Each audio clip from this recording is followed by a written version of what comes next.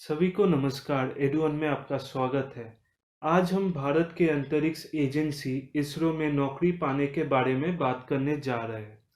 भारतीय अंतरिक्ष अनुसंधान संगठन या इसरो भारत सरकार के एक अंतरिक्ष एजेंसी है। इसके वर्तमान अध्यक्ष कैलासा वदिवु शिवम है। शिवम 1982 में इसरो में शामिल हुए और जनवरी 2018 में इसरो के प्रमुख नियुक्त किए गए। उनके अध्यक्षता में इसरो ने 22 जुलाई 2019 को चंद्रमा पर दूसरा मिशन चंद्रयान-2 लॉन्च किया। Indian national committee for space research INCOSPAR के स्थापना जवाहरलाल नेहरू द्वारा परमाणु ऊर्जा विभाग DAE के तहत 1962 में किया गया था, जिसमें वैज्ञानिक विक्रम साराभाई की आग्रह पर अंतरिक्ष अनुसंधान के आवश्यकता को मान्यता दी गई थी। इनकोस्पर बड़ा हुआ और 1969 में DAE के तहत इसरो बन गया। 1972 में भारत सरकार ने इसरो को DOS के तहत लाते हुए एक अंतरिक्ष आयोग और अंतरिक्ष विभाग DOS की स्थापना की थी। इसरो के स्थापना ने भारत में अंतरिक्ष अनुसंधान गतिविधियों को संस्थागत बनाया। इसरो मुख्यालय बेंगलुरु में स्थित है। इसरो मुख्यालय satellite communication, earth observation, launch vehicle, space science, disaster management support जैसे कार्यों के निर्देशक करते हैं।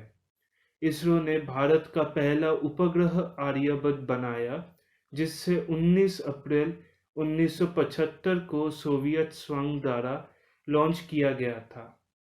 इसका नाम गणितज्ञ आर्यभट्ट के नाम पर रखा गया था।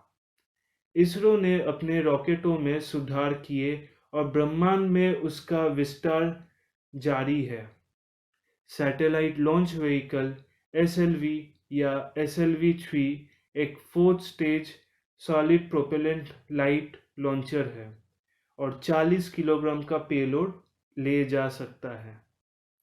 Augmented satellite launch vehicle ASLV 5 चरणों वाला सॉलिड प्रोपेलेंट रॉकेट है, जिसमें 150 किलोग्राम से उपग्रह को लो अर्थ ऑर्बिट में रख सकते हैं।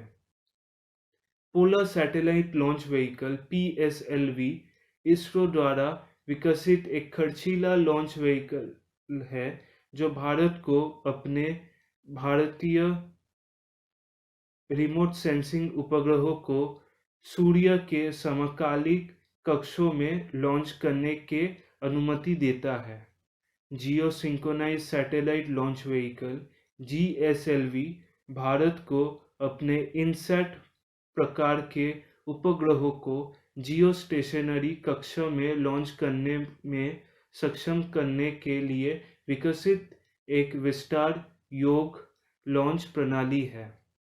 GSLV Mark 3 3 चरणों वाला वाहन है, जिसमें 110 टन कोर तरल प्रोपेलेंट है और 200 ton solid propellant strap on booster motor द्वारा जुड़ा हुआ है।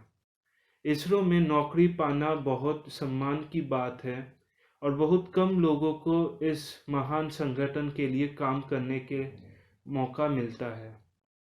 हम देखेंगे कि इसरो में नौकरी पाने के लिए क्या आवश्यकताएं हैं। अगर आपने 10 व क्लास पूरे कर लिए हैं, वैज्ञानिक के धारा ले और मुख्य रूप से गणित और भौतिक विज्ञान पर ध्यान दें। IIST या Indian institute of space science and technology संस्थान में शामिल हो।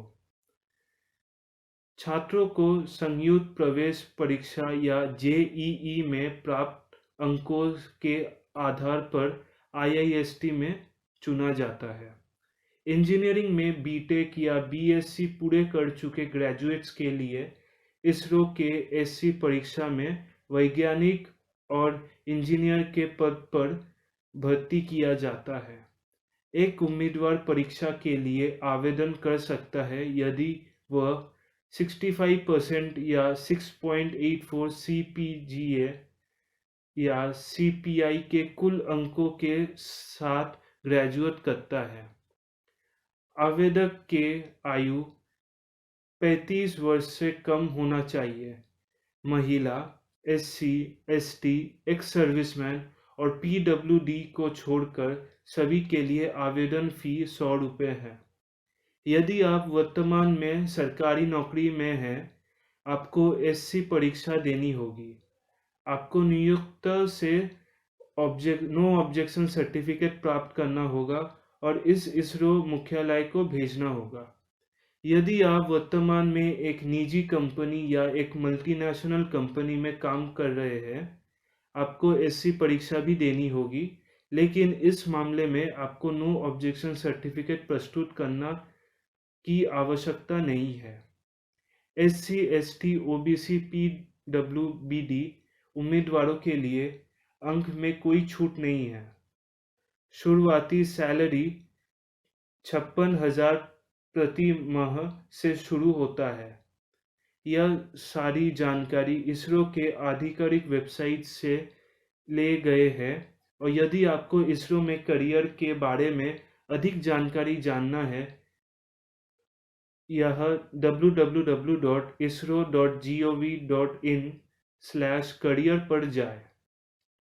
एक कर्मचारी के रूप में अमेरिका के नासा और भारत का इसरो दोनों एक अच्छी कार्यस्थल के लिए जाने जाते हैं और सर्वोत्तम बुद्धिमान लोगों के लिए एक मंच प्रदान करते हैं।